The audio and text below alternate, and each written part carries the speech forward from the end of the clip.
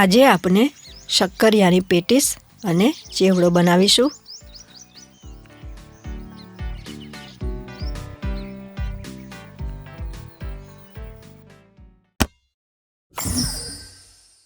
નમસ્કાર મિત્રો, પુણ્યાદમાં 100 square feet જેટલા આ ક્યારામાં દર વર્ષે શક્કરિયાના વેલા ઉગે છે. આ વેલાને જમીનમાં દબાવી દઈએ એટલે ઉગવા માંડે છે. આજે આપણે આ જ તાજા શક્કરિયાની ફરાળી પેટીસ અને ચેવડો બનાવીશું. મિત્રો, આયુર્વેદમાં ઉપવાસ એટલે ભૂખ્યા રહેવું એવો અર્થ થાય છે. ઉપવાસનો ખરેખર બેનિફિટ લેવો હોય તો નકોરડો કરો એને જ ઉપવાસ કહેવાય. બાકી ફરાળી ખાઈને કોઈ ફાયદો ન થાય. પરંતુ શક્કરિયા ખાવાના ઘણા ફાયદા હોય છે. જેમ કે શક્કરિયામાં ફાઇબર, વિટામિન B6 અને B3 આવેલા છે, જે આંતરડાને હેલ્ધી રાખે છે. એમાં વિટામિન A અને વિટામિન C પણ આવેલા છે, જે કેન્સર સામે લડે છે. વિટામિન A સારી દ્રષ્ટિ માટે ખૂબ ઉપયોગી છે. બ્રેઇન ફંક્શનને સુધારે છે અને રોગપ્રતિકારક શક્તિ વધારે છે.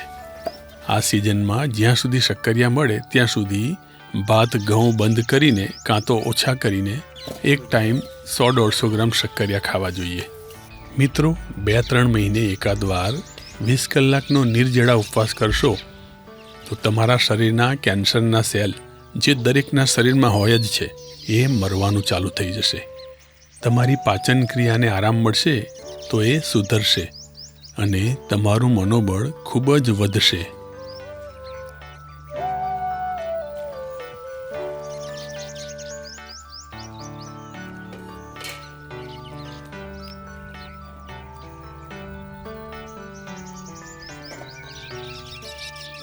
આપણે તાજા શક્કરિયા કાઢેલા છે, એને સારી રીતે ધોઈ વરાળથી બાફી લઈશું.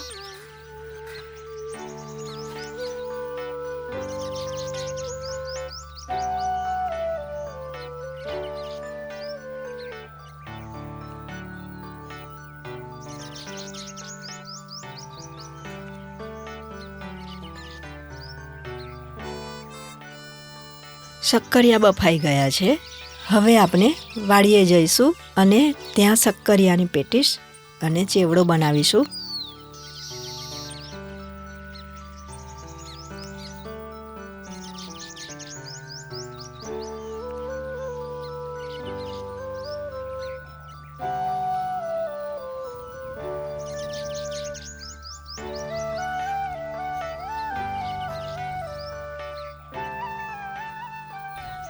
પેટીસ માટે ગાજર, બીટ, કેપ્સિકમ ચોપ કરી લઈશું.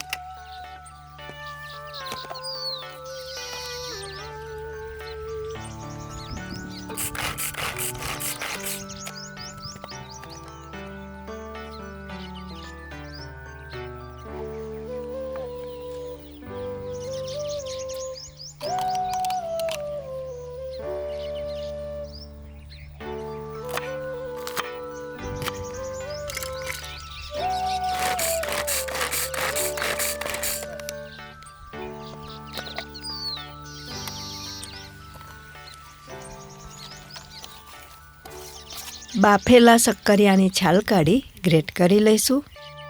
તમે મેશ કરો તો પણ ચાલે. હવે બધા મસાલા ઉમેરીશું. ચોપ કરેલ લસણ અને લીલા મરચાં ઉમેરીશું. 2 ચમચી આમચૂર પાવડર ઉમેરીશું. આપ ઉપવાસમાં આમાંથી જે વસ્તુ ન ખાતા હોય તે સ્કીપ કરવી. 3 ચમચી મીઠું વાપરીશું. ઉપવાસમાં સિંધવ મીઠું વાપરવું.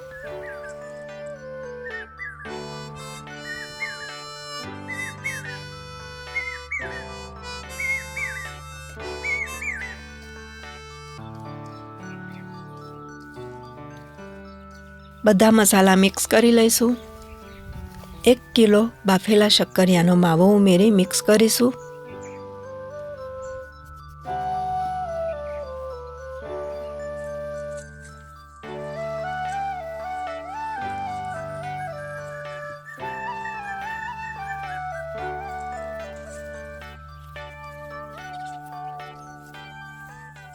શક્કરિયાનો માવો પોચો હોય છે તો માવાને કઠણ બનાવવા માટે આપણે 1 કપ સિંગોડાનો પાવડર ઉમેરીશું.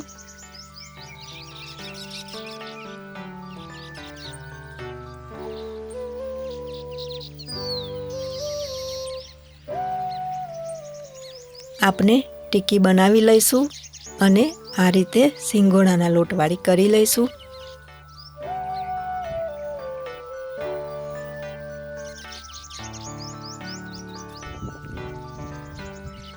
તવો ગરમ કરી તેલ રેડી ટીકી શેકી લઈશું.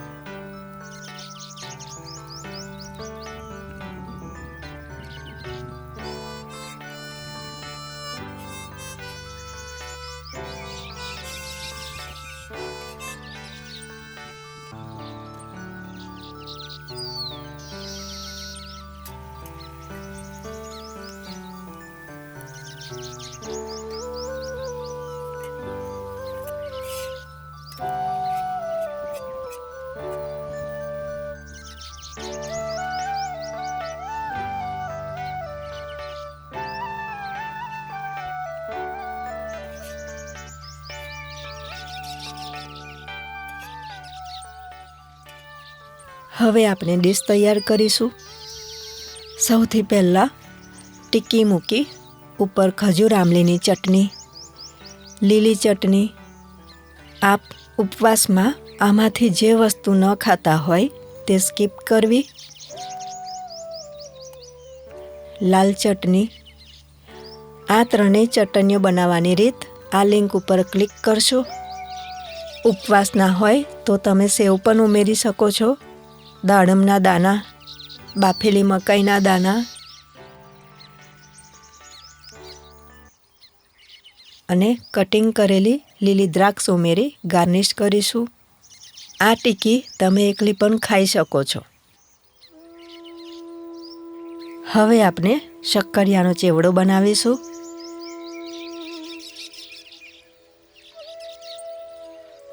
શક્કરિયાની છાલ કાઢી છીની લઈશું.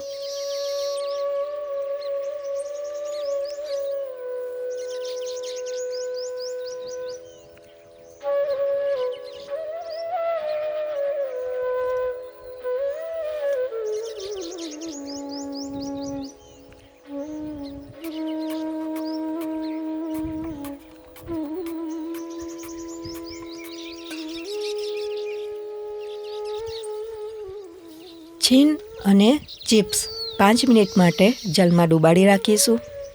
આપણે થોડી ચિપ્સ પણ બનાવીશું.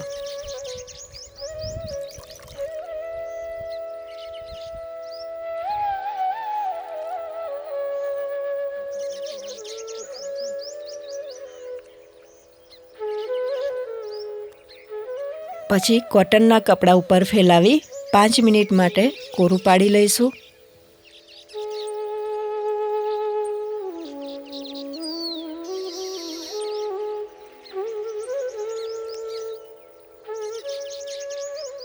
તેલ બરાબર ગરમ થવા દેવું. પછી એમાં ક્રિસ્પી થાય ત્યાં સુધી તળવા દેવું.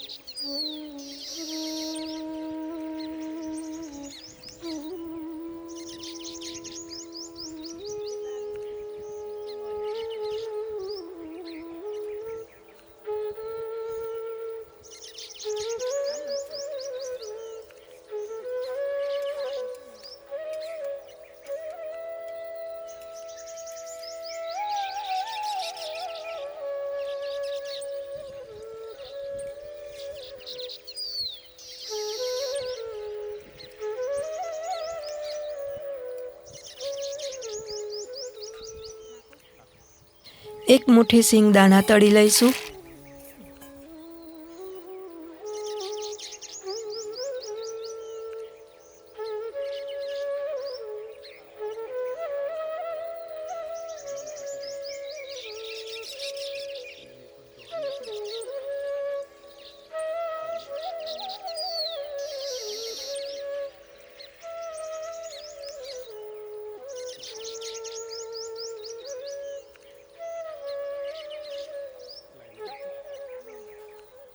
હવે બધું મિક્સ કરી મસાલા ઉમેરીએ.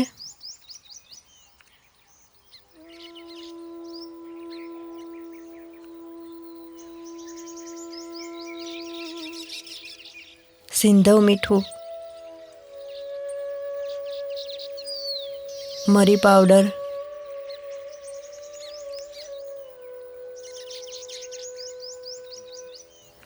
આમચૂર પાવડર,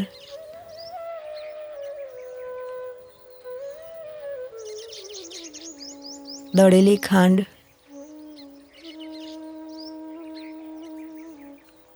કાજુ અને કિસમિસ ઉમેરીશું.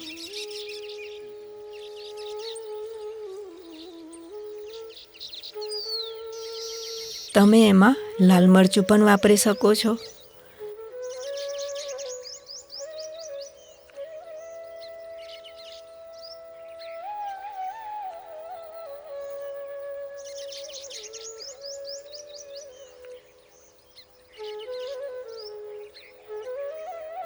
બધું બરાબર હલાવીને મિક્સ કરી લઈશું. આપણી શક્કરિયાની પેટીસ અને શક્કરિયાનો ચેવડો તૈયાર થઈ ગયો છે. આપ આ બનાવજો અને કેવું લાગ્યું એ કોમેન્ટ કરજો. મિત્રો, આપને કેવા વિડીયો ગમે છે એ જણાવશો. વિડીયોમાં શું ગમે છે અને શું બોરિંગ લાગે છે એ પણ જણાવશો, જેથી અમને ઇમ્પ્રૂવ કરવાની ખબર પડે. નેક્સ્ટ વિડીયોમાં આપણે ફરીથી મળીશું. જય ભારત, વંદે માતરમ.